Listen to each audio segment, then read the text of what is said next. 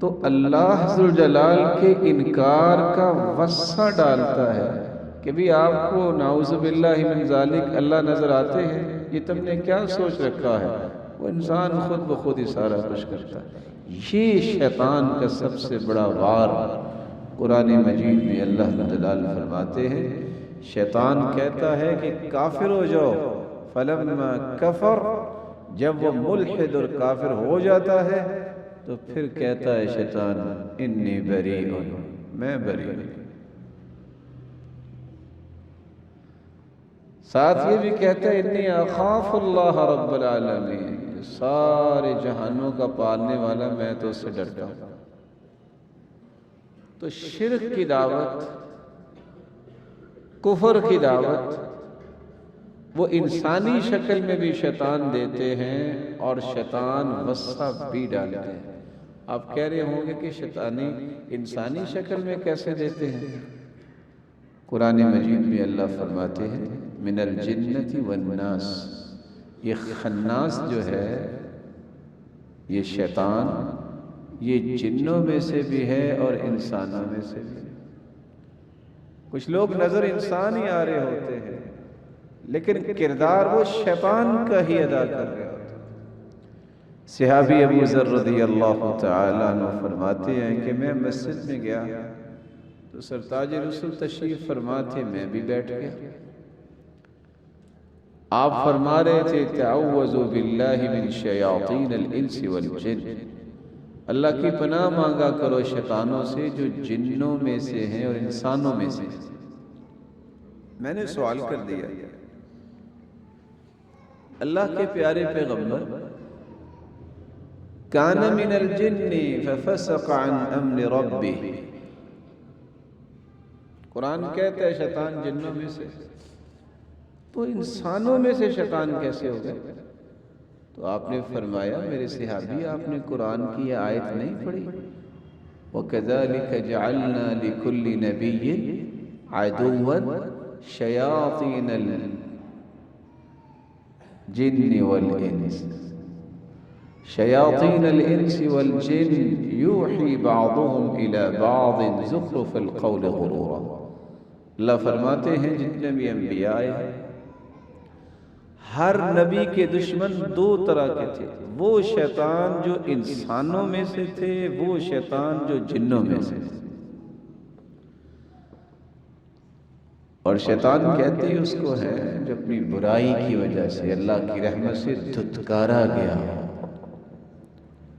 ہر خیر سے محروم کر دیا گیا۔ تو اس وصفے اور اس شکنجے سے اپنے آپ کو انسان کو بچانا چاہیے۔ اگر اس میں کامیاب نہیں ہوتا، مسلمان بھی تو اللہ تعالیٰ کو مانتے ہیں اور ایسے ایسے اللہ کے پیارے بندے ہیں، وہ ایسا وصفہ آتا ہی جائے کہتے ہیں اعوذ باللہ من الشیطان الرجیم، اور شیطان چلا جاتا ہے۔ دوسرا اس کا قدم یہ ہوتا ہے کہ اللہ ذوالجلال کے بارے میں تشکیک پیدا کرے، جس کو اصول دین میں شک پیدا کرنا کہتے ہیں۔ بخاری مسلم کی روایت ہے، اللہ کے رسول نے فرمایا کہ ایک وقت آئے گا شیطان آگے کہے گا من خلق السماء، ذہن میں سوال پیدا کر، اچھا آسمان کو کس نے بنایا؟ تو بندہ کہے گا اللہ نے بنایا۔ پھر کہے گا من خلق الارض، اچھا زمین کو کس نے بنایا؟ پھر وہ کہے گا اللہ نے بنایا۔ اگلا سوال اس کا کیا ہوگا؟ من خلق ربک، تیرے رب کو کس نے بنایا؟ اگر اس طرح کا سوال پیدا ہو جائے ذہن میں تو 7 کام کرنے چاہیے۔ سب سے پہلا کام یہ ہے کہ انسان یہ سوچنا رک جائے وَلْيَنْتَهِ، دوسرا کام فوراً فَلْيَسْتَعِذْ بِاللَّهِ، اعوذ باللہ من الشیطان الرجیم پڑھے۔ تیسرا کام وَادْخُلْ عَلَى يَسَارِكَ ثَلَاثًا، جس جگہ پہ ہے تھوڑا سا اپنے چہرے کو بائیں طرف کر کے 3 مرتبہ تھتکار دے۔ چوتھا کام آمنت باللہ ورسولہ، یہ الفاظ فوراً پڑھ لیں۔ پانچواں کام اللہ احد اللہ الصمد لم یلد ولم یولد ولم یکن لہ کفوا احد، یہ پڑھے کہ اللہ تو ایک ہی ہے، وہ بے نیاز ہے، نہ وہ کسی کی اولاد ہے، نہ اس کی کوئی اولاد ہے، اور نہ ہی اس کا کوئی ہمسر ہے۔ اور چھٹا علاج، جس جگہ بیٹھا ہے وہاں سے اٹھ جائے۔ اور ساتواں، اگر کسی مجلس میں ایسی بات ہو رہی ہے تو مجلس چھوڑ دے اور ان کی سرزنش کرے۔ سیدنا ابو ہریرہ تشریف فرما تھے، ایک بندے نے سوال کر دیا، انہوں نے کنکریاں پکڑ کے بھی ماری اور فرمایا صدق خلیلی صدق خلیلی، اللہ کے رسول نے سچ کہا تھا کہ ایسے لوگ بھی پیدا ہوں گے، اور آپ نے سخت ناراضی کے لیے۔ آج متعدد لوگوں کے سوالات آتے ہیں، آج کل میرے بیٹے کے فیلنگز میں بڑی تبدیلی آ گئی ہے، وہ نہ اللہ کے بارے میں سوچ رہا ہے، وہ نہ اس کے بارے میں سوچتا ہے۔ میرے پیارے بھائی، جس بچے کو آپ نے اس قدر آزاد کر دیا ہے، وہ 8-8 6-6 گھنٹے فیس بک پہ اور اس طرح کی سائٹس پہ بیٹھ کے پڑھتا، سنتا اور دیکھتا ہے، جہاں صرف اللہ ذوالجلال کی عظمت کو تار تار کرنے کے لیے کافر لگے ہوئے ہیں، مستشرق سوالات کر رہے ہیں، تو ایسے لوگوں کو سننے کے بعد آپ کا بیٹا ولی اللہ بنے گا؟ غلط لوگوں کی مجلسیں جہاں اللہ ذوالجلال کے بارے میں نازیبہ کلمات بھی کہنے پہ لوگ جو ہے شرم نہیں کرتے، حیا نہیں کرتے، ایسے لوگوں کی مجلس میں بیٹھنے والا جو ہے وہ متقی پرہیزگار بنے گا؟ تو بچوں کا گناہ بعد میں سمجھیے، پہلے اپنا گناہ سمجھیے۔ ہم نے یہ جو آزادی کے نام سے اپنی اولادوں کو ذبح کرنے کا ایک پلان کر رکھا ہے، اس سے ہمیں توبہ کرنی چاہیے، اور بچوں کی نگرانی کر کے اپنے بچوں کو نیک بنا کے جنت کا سودا کرنے کی پلاننگ کرنی چاہیے۔ ایک تیسرا ہتھ کنڈا بھی شیطان استعمال کرتا ہے، اللہ ذوالجلال پر بہتان باندھنے کے لیے بندے تیار کرتا ہے۔ آپ نے کتنے لوگوں کو دیکھا ہوگا پی ایچ ڈی کیے ہوگا، کہیں گے اللہ تعالیٰ نے کہا ہے، بھی اللہ ذوالجلال نے تو اس وقت کہا ہے، وہ بات اللہ تعالیٰ کی ہوگی جو قرآن میں ہے۔ اگر قرآن مجید میں وہ چیز نہیں ہے تو اللہ پہ بہتان ہوا نا۔ اس لیے قرآن مجید میں اللہ فرماتے ہیں انما یأمرکم بالسوء والفحشاء وان تقولوا علی اللہ ما لا تعلمون، یہ شیطان تمہیں فحاشی کا حکم دیتا ہے، برائی کا حکم شیطان دیتا ہے، اور شیطان ہی کہتا ہے کہ اللہ پہ وہ بات ڈالو جو اللہ نے نہیں کہی۔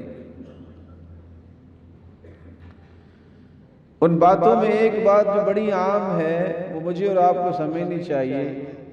ہم بیٹھے بیٹھے یہ کہہ دیتے ہیں فلاں نے تو جنت میں جانا ہی نہیں۔ میرے بھائی، فیصلے تو اللہ کے ہیں، آپ کو کس نے بتایا کہ جنت میں نہیں جانا؟ اور بعض تو اس قدر بے شرم ہو جاتے ہیں، کہتے ہیں اگر یہ جنت میں چلا گیا نا تو میں پہلے جاؤں گا۔ کتنی بڑی جرت ہے کہ جنت اور جہنم کے فیصلے اللہ ذوالجلال نے کرنے ہیں، یہ میرے اور آپ کے ہاتھ میں نہیں ہے۔ آپ اپنے کام کرو جو اللہ نے آپ کی ذمہ داری لگائی ہے۔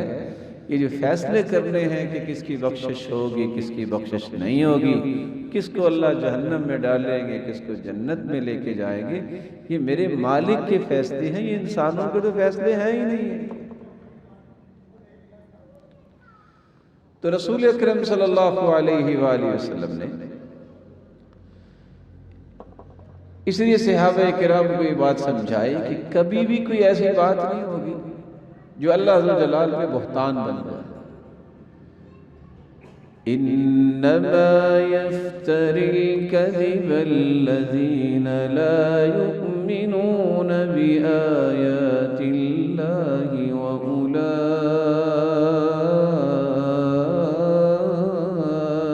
هم الكاذبون.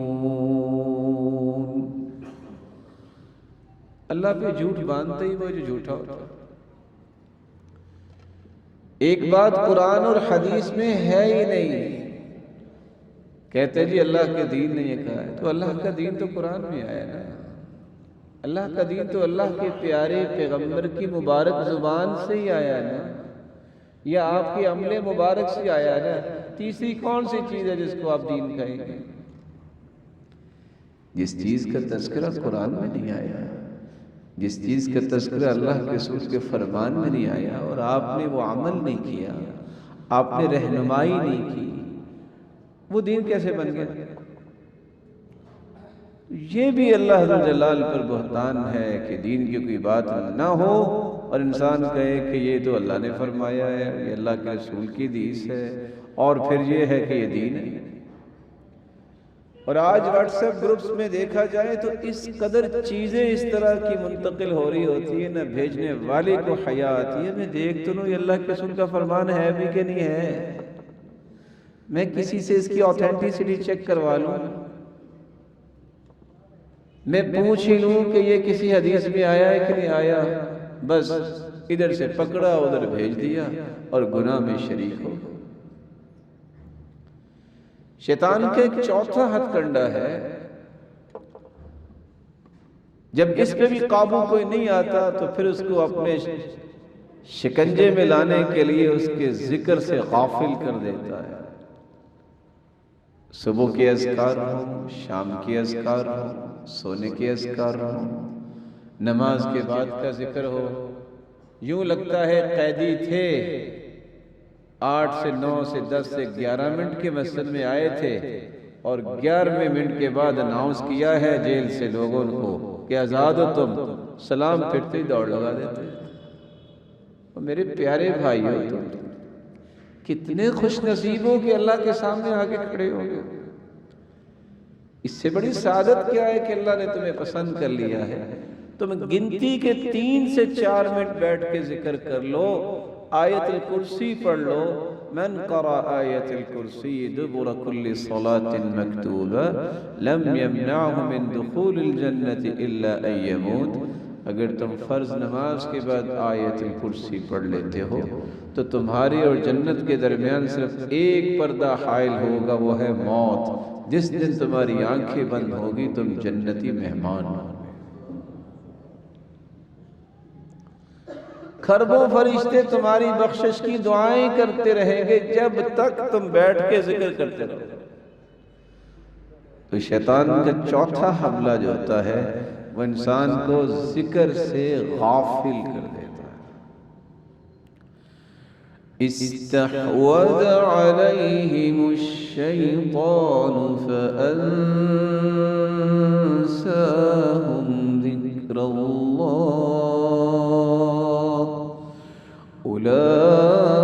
اولئک حزب الشیطان الا ان حزب الشیطان هم الخاسرون. شیطان جس پہ غالب آ جاتا ہے اللہ کا ذکر بلا دیتا ہے. اور ہمارے لیے چھوٹی سی بات ہے، قرآن کہتا ہے یہ تو شیطان کی دوست ہے، یہ گروہ شیطان کا. تو آپ صبح و شام کے اذکار کی پابندی کیا کریں، شیطانی وسوسوں سے بچے رہیں. ہر نماز کے بعد ذکر کی پابندی کیجیے. سونے جاگنے کے اذکار آپ کو یاد ہونے چاہیے. حیرانگی کی بات ہے آج کل تو کھانا کھانے سے پہلے بسم اللہ پڑھنا بھی بھولنا جو ہے یہ معمول بن گیا ہے، بس کھانا ہے. اور حدیث کہتی ہے اگر آپ بسم اللہ نہیں پڑھتے تو شیطان آپ کے ساتھ کھاتا ہے. تو جس کو آپ پالتے ہو جس شیطان کو، تو جو پلنے کے بعد وہ آپ کو سکون میں رہنے دے گا. ایک 5واں جو ہے وہ ہتھ کنڈا استعمال کرتا ہے کہ انسان کی نمازوں میں غفلت اور سستی پیدا کر دیتا ہے۔ انما يريد الشيطان ان يوقع بينكم العداوة والبغضاء في الخمر والميسر ويصدكم عن ذكر الله وإقام الصلاة ويصدكم عن ذكر الله وعن الصلاة۔ شیطان کا تو کام ہی ہے نماز سے تمہیں دور کرے گا، ذکر سے دور کرے گا، کہے گا جوے میں کوئی حرج نہیں، کہے گا شراب ہے بس رواج بن گیا جی کیا کریں۔ جب یہ چار کام تم سے کروا لے گا تو پھر کیا ہوگا؟ یوقع بینکم العداوۃ والبغضاء۔ جو لوگ نماز کے پابند نہیں ہوتے، ذکر نہیں کرتے، جوے بازی میں انہیں کچھ شرم نہیں آتی، شراب پینے میں کوئی حیا نہیں آتی، تو اس قوم کے ہر فرد کے سینے میں دوسرے کا بغض اور حسد پیدا ہو جاتا ہے، دشمنیاں پیدا ہو جاتی۔ جبکہ حدیث یہ کہتی ہے کہ جس دسترخوان پہ شراب ہو وہاں بیٹھنا ہی جائز ہے۔ حدیث یہ کہتی ہے جو شراب ایک مرتبہ پیے 40 کوڑے لگاؤ، دوسری مرتبہ بھی 40 کوڑے لگاؤ، تیسری مرتبہ بھی 40 کوڑے لگاؤ۔ اور اگر اس کے پیٹ میں شراب ہو اور فوت ہو جائے گا تو یہ ایمان کی موت نہیں مرے گا، فطرت کی موت نہیں مرے گا۔ اور حدیث میں آتا ہے من شرب الخمر کأسا، جو ایک گلاس شراب کا پی لیتا ہے 40 دن تک اس کی عبادت قبول نہیں ہوتی۔ لیکن آج یہ مذاق بن گیا۔ ہز ایکسیلنسی اور بڑے بڑے نام جو ہیں ان کی دعوتیں اس وقت تک مکمل ہی نہیں ہوتی جب تک یہ کام نہ ہو۔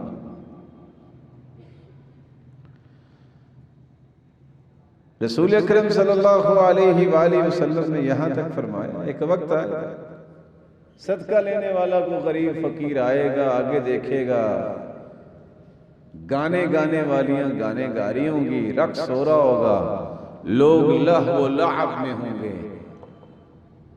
اس کو کہیں گے کل آنا، تمہیں نہیں پتا ہمارا فنکشن ہو رہا۔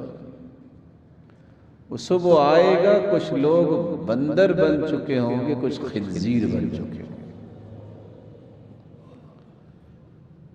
ایک تو اس کا معنی یہ ہے کہ اللہ ذو الجلال قادر ہے اور اللہ ذو الجلال واقعتاً بندر اور خنزیر بنا دے گا۔ اور بعض نے یہ بھی لکھا کہ اگر اس وقت بندر اور خنزیر نہیں بنے گے تو بندر کی شرارت اور خنزیر کی بغیرتی، یہ دونوں صفتیں ایسے لوگوں میں شامل ہو جائیں گی، ان کے اندر غیرت نہیں رہے گی اور ان کے اندر شرارت کا جو عنصر ہے وہ غالب آ جائے گا۔ شیطان کا اگلا ہتھ کنڈا یہ ہے گناہ کی رغبت دلانا اور اسے گناہ کو خوبصورت کر کے پیش کرنا۔ آدم علیہ السلام کے پاس بھی شیطان آیا تو کیا اس نے کہا تھا؟ قال یا آدم هل أدلك على شجرة الخلد وملك لا يبلى، میں آپ کو ایسا درخت نہ بتاؤں جس کا پھل کھانے سے ہمیشہ ہمیشہ آپ جنت میں رہیں گے، ایسی بات صحیح ملے گی جو ختم ہی نہیں ہوگی۔ قرآن اس لیے کہتا ہے فَمَنْ زُيِّنَ لَهُ سُوءُ عَمَلِهِ فَرَآهُ حَسَنًا، جس کے لیے برائی کو مزین کر دیا جائے اور برائی کو وہ اچھا کہہ رہا ہو۔ احل اللہ البیع وحرم الربا، بیع و شراء، تجارت، بزنس، یہ انبیاء نے بھی کیا ہے۔ 50 آیتیں قرآن میں آئی ہیں، حلال ہے لیکن سود حرام ہے، لیکن سود حرام ہے۔ ایسے دلائل دیں گے آپ کو، ایسی چلاکی دکھائیں گے، اور ایسے جو ہے وہ گھوم گھما کے لائیں گے، نہیں اصل میں سود یہ ہے، ہم نے تو یوں کیا ہے اور وہ کیا ہے، تو آپ کی اس چلاکی سے سود حلال ہو جائے گا۔ درہم ربا اشد من 36 زنیہ، 36 مرتبہ کوئی زنا کرے تو جتنا گناہ ہے اس کے مقابلے میں 1 درہم سود کا کھانے کا گناہ ہے۔ آپ کیا خیال کرتے ہیں کہ بینک میں 1 کروڑ روپیہ رکھوا کے، میرے نہیں علم میں کہ 16% ہے کہ 14% ہے کہ 17% جو آپ مہینے کا لے لیتے ہیں، یہ حلال ہے؟ 1 درہم کا اتنا گناہ ہے۔ اور دوسری روایت بھی آپ سن لیجئے، الربا 72 بابا وفی روایت حوبا، 72 دروازے ہیں سود کے، یہ 72 گناہ ہیں۔ ادناہا اتیان الرجل امہ، سب سے کم درجے کا گناہ سود کا اتنا ہے کہ کوئی ماں سے زنا کرتا ہے۔ لیکن ہماری شرم ہی ختم ہو گئی، ہم کہتے ہیں گھر بیٹھے ہمیں سب کچھ آ رہا ہے تو پھر کیا ہے، کاروبار ہے میرا۔ یہ باتیں جو ہیں یہ اگر زمین کے اوپر سمجھ نہ آئیں تو زمین کے نیچے سمجھانے کا بھی اللہ نے بندوبست کیا ہے، لیکن اس وقت کوئی فائدہ نہیں ہو۔ اللہ نے آگے بھی سمجھانے کے بندوبست کیے ہوئے ہیں جہنم کی شکل میں۔ برائی کو مزین کرنا یہ شیطان کا کام ہے۔ اچھے بڑے نیک آدمی کہیں گے پھر کیا ہے گانے سے، یہ بات اللہ کے رسول کو سمجھ نہیں آئی، نعوذ باللہ من ذالک، صحابہ کو سمجھ نہیں آئی۔ ان کی خوشیاں کیسے ہوتی تھی اور آپ کی خوشیاں کیسے ہیں؟ یہ کیا بات ہوئی کہ بیٹھو پہلی صف میں، بیٹی بیٹی کی شادی ہو تو وہاں رقص ہو رہا ہو، یہ کیا بات ہوئی؟ کیا جوڑ ہے اس چیز کا؟ پھر آگے سے جواب ملتا ہے، بس جی بچے مانتے نہیں۔ بچے آپ ہیں کہ وہ ہیں؟ اب آپ ہیں، بس بچے جو ہوئے، کیا بچوں کی عمریں ہیں؟ 40 سال کا بچہ ہوتا، اب یہ اور بڑا ہونا ہے، بس بچے ضد کر لیتے ہیں۔ کبھی آپ کے گھر میں جو زیور پڑا ہے وہ ضد کر کے لے جائے اور جا کے کسی کو دے دے، میں دیکھوں گا کیسے تم چپ بیٹھے ہو۔ کبھی آپ کے شاپ پہ گلہ اٹھا کے کسی کو دے دے اور ضدی تھا کہ میں نے دینا ہی دینا، میں دیکھوں گا کیسے تم کہتے ہو باجی ضد کی تھی، وہ 2-4 لاکھ روپیہ سے دے دیا تو پھر کیا ہوا۔ یہ وہ غیرت کا فقدان ہے جب انسان ڈھول اور اس طرح کے گانوں اور اس طرح کا شوقین بنتا ہے تو غیرت ختم ہو جاتی ہے۔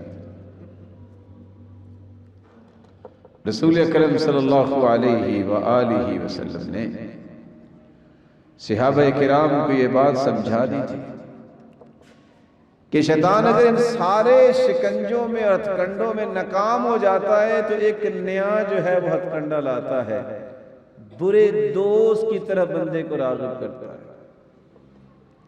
دوستی ہو جاتی ہے، المجالسہ تولد المجالسہ، جس کے ساتھ بیٹھو گے ویسے ہو جاؤ گے، جس کے ساتھ بیٹھو گے ویسے ہو جاؤ گے۔ آپ نیک کے ساتھ بیٹھے ضرور نیکی آپ میں آئے گی۔ اللہ کے رسول نے مثال بیان کی ہے کہ اگر آپ کسی خوشبو عطر بیچنے والے کے پاس بیٹھے تو یا تو آپ کو وہ تحفہ دے دے گا یا آپ خرید لیں گے، نہ بھی یہ دونوں کام ہوئے تو وہاں بیٹھنے سے خوشبو تو آئے گی نا۔ ایسے نیک آدمی ہیں، یا آپ سوال کر کے نصیحت لے لو گے، نہیں تو وہ کوئی مسئلہ سمجھا دے گا، نہ بھی ہوا تو لوگ ضرور کہیں گے بندہ اچھا لگتا ہے کیونکہ نیکوں کے ساتھ بیٹھتا ہے۔ برے دوست کی مثال دی ہے کہ بھٹی پہ آپ بیٹھو گے، پھونکے مارو گے، یا تو کچھ چنگاری اڑے گی، آگ لگ جائے گی آپ کے کپڑوں کو، نہیں تو دھواں تو برداشت کرنا پڑے گا۔ برے دوست کے پاس بیٹھو گے اس طرح برے ہو جاؤ گے، نہ بھی ہوا تو شہرت بری ہوگی، یہ دھواں سہنا ہی پڑے گا۔ یار یہ بھی کوئی بندہ ہے، یہ تو شرابی کے پاس بیٹھا ہے، یہ بھی کوئی بندہ ہے، یہ تو بیٹھتے جمعے بازوں کے پاس۔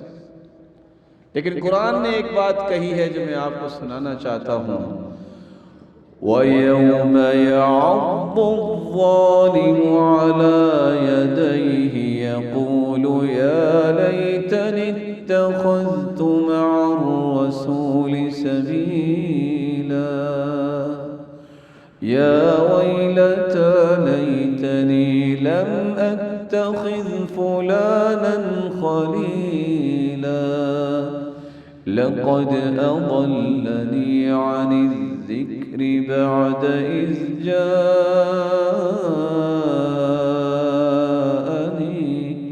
وَكَانَ الشَّيْطَانُ لِلْإِنسَانِ خَذُولًا۔ قیامت کے دن ہوگا، پوری دنیا کے سامنے دیکھا جائے گا کہ ایک آدمی اپنے ہاتھوں کو کاٹ رہا ہے، دانتوں کے ساتھ جو ہے وہ کاٹ رہا ہو۔ کیا ہوا؟ اس کو کیا مسئلہ ہے؟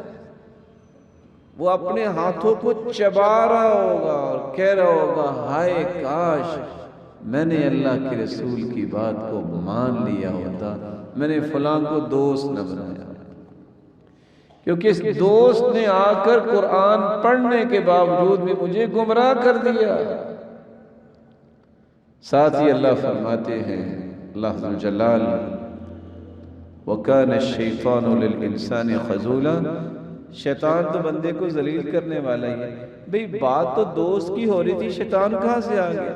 جو دوست آپ کو قرآن سے روکتا ہے، جو نماز سے روکتا ہے، وہ دوست نہیں، وہ شیطان ہے۔ آپ آج بھی دیکھ لیجئے کتنے بچے جو ہیں وہ حس کرتے ہیں بس بلّہ لگ گیا ہے، بعد میں منزلیں یاد نہیں، کبھی کھولا ہی نہیں۔ کس وجہ سے؟ بس دوست مل گئے بس۔ تو شیطان اس شکنجے میں بھی جب کسی کو آنے کی دعوت دینے میں ناکام ہو جاتا ہے تو پھر اگلا کام یہ کرتا ہے کہ اس بندے کے گھریلو معاملات میں خلل پیدا کرتا ہے۔ مرد کے ذہن میں پیدا کرے گا یہ تم کیا بیٹھے ہو، طلاق دو، نئی بات مانتی تھی، عورتیں بڑی۔ عورت کو کہے گا لو تم کوئی غلام ہو، کام بھی کرو اور باتیں بھی سنو، بندے بڑے۔ صحیح مسلم کی ایک لمبی روایت ہے کہ جب ابلیس اپنے چیلوں کو بھیجتا ہے کہ جاؤ اپنے اپنی کارگزاری لے کے آؤ، تو ایک آ کے کہتا ہے کہ آج میں نے اتنے قتل کروا دیے، تو شیطان ابلیس کہتا ہے ما صنعت شیئا، کچھ نہیں کیا، تم نے اگر کوئی 10-12 قتل کروائے ہیں تو مسلمانوں کے تو عقیدے ہی بڑے مضبوط ہیں، کہتے ہیں بچے 2 ہی اچھے نہیں، جتنے بھی ہوں اتنے ہی اچھے، کیونکہ بچے 2 ہی اچھے یہودیوں کا کام ہے، یہ تو غیر مسلم کے نعرے ہیں، مسلمان کا تو یہ نعرہ نہیں۔ سیدنا انس فرماتے ہیں میری والدہ گرامی اللہ کے رسول کے پاس مجھے لے کے گئی تو اللہ کے رسول سے دعا کروائی، تو اللہ کے رسول نے 3 دعائیں کی، اللہم اکثر مالہ وولدہ واغفر لہ، یا اللہ اس کے مال میں بھی برکت فرما، اس کی اولاد میں بھی برکت فرما، اس کو بخش بھی دے۔ کہتے ہیں مدینے میں جتنے باغ تھے وہ 1 مرتبہ پھل دیتے تھے، میرے باغ جو ہے اللہ اس میں اس دعا کی وجہ سے 2 مرتبہ پھل سال میں ہوتا تھا۔ تو اولاد کتنی ہوئی؟ حجاج کے زمانے تک میرے پوتے پوتیاں 120 کو تو میں اپنے ہاتھوں سے دفنا چکا ہوں، اب سوچ سکتے ہیں، اور یہاں کہتے ہیں بچے 2 ہی اچھے۔ اور مجھے امید ہے وہ کہا کرتے تھے کہ اللہ تیسری دعا بھی قبول کریں گے کہ اللہ اس کو بخش دے۔